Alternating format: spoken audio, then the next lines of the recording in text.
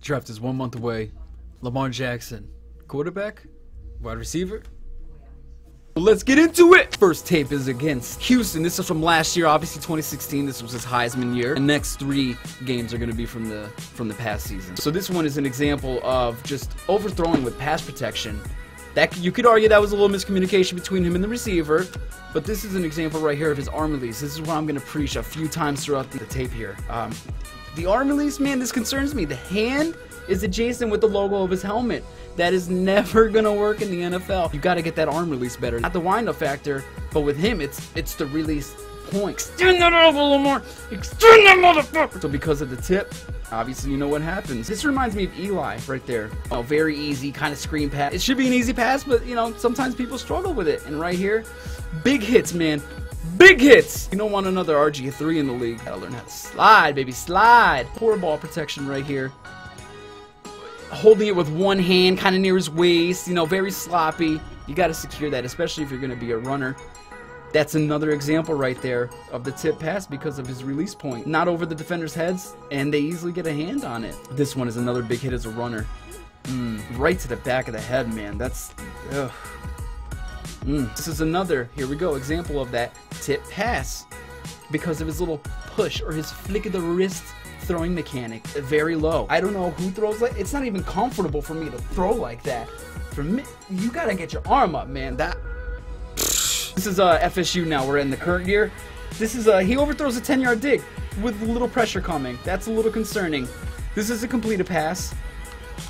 But I worry about how he had all day in the pocket here. This is a little better angle. He has all day in the pocket, and he's still throwing behind his receiver in transition. Had he thrown in transition and didn't make his receiver turn around, he easily could have been off to the races this way. Because it's thrown behind him, he has to stop, stifle, try to turn around and make a football move on it. And there it goes again. Another example of a tip pass. All day in the pocket. All day, and then some. And still, Lamar, he needs to feel pressure a little bit better. This is the awareness lacking in Lamar. Boom! You had to feel that one coming. Just with the fake handoff, you had to have seen the opponent coming around the edge. This is another miss on a 5-yard dig. Very concerning. If you can't make those throws, I don't know what GM is really gonna want you, man. This is a good pass right here. I will give him this. This is a good pass.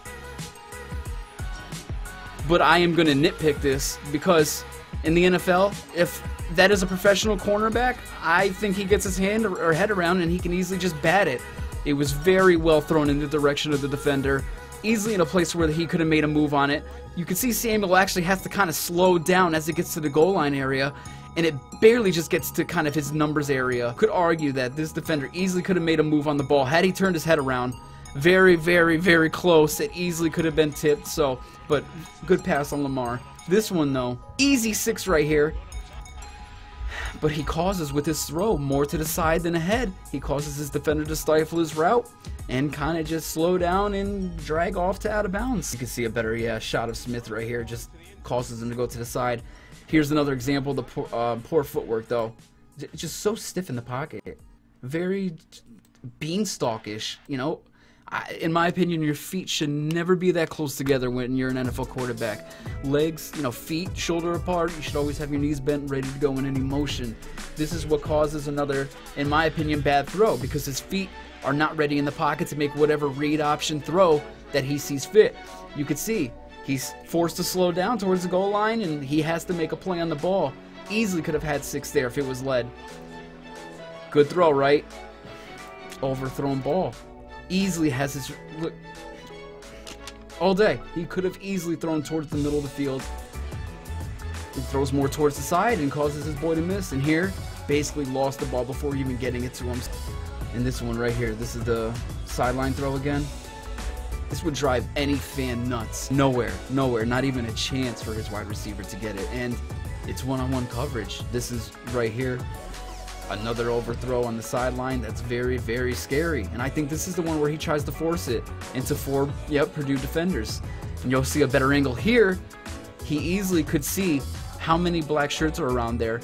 Even if you want to say he had the read option, has a huge pocket right there between his right guard and right tackle. And he even has this guy right here who's making a little kind of dig route or escape route as another option for Lamar, and he still tries to force it in here. Not even a great pass over the second level, as the linebacker looks like he got his hand on it. And again, here comes the throwing mechanic, just very ugly in his footwork and everything. It was almost like a fadeaway Rich Gannon sidearm pass, just very awkward behind the receiver yet again. And this is going to be our last tape here. This is kind of like a WTF moment for me when I saw this. What kind of shovel pass is that? I mean, but to have that from your quarterback, that's a little ugly. One of those crazy fadeaway Rich Gannon sidearm, athletic, get it the f out of here kind of passes. Really overthrows him though. And the guy has all the separation in the world, and Lamar's still overthrowing him, and that's very concerning. This is a sideline pass, again, terrible. You're forcing your receiver to stop when he has the transition and the momentum, and he's actually beating his defender up here. And he's forced to stop, turn, stifle his route, and go to the side. This is the time in the pocket that Lamar has, and he severely overthrows his target, which winds up as an interception. This is another example right here where he throws behind his target. Interception. And another dangerous run here from Lamar. He's got to fix this run. He's got to be able to know how to get down. Imagine if he took a hit to the back of the head as he's falling there. He just makes a jump ball throw to a wide receiver down the line, down the sideline. But you have to lead him. That didn't have to be a jump ball at all. Again, you can see the speed.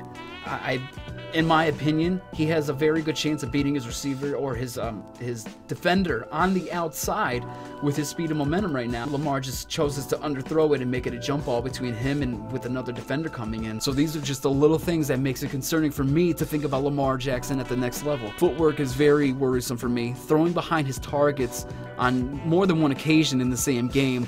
His sideline accuracy is very telling. The end zone deep balls could either be a toss-up or he underthrows it and it's an incomplete. Buyer beware with Lamar, in my opinion. My praise for Lamar Jackson goes towards his God-given ability to just run so elusively. And if you watch the Florida State game, Lamar took that over with his legs, and he was able to basically beat the defenders by himself because he was faster than linebackers, and once he got to the secondary defensive backs, it was basically a foot race, and he was faster than they were, so it was game over from there. But when it comes to the throwing aspects, and this is what the GMs and those analysts are going to look for, the throwing and the quarterback, when it actually comes time to be a real pocket passer with Lamar, I just don't think it's all there, and it's a very, very raw prospect when it comes to that.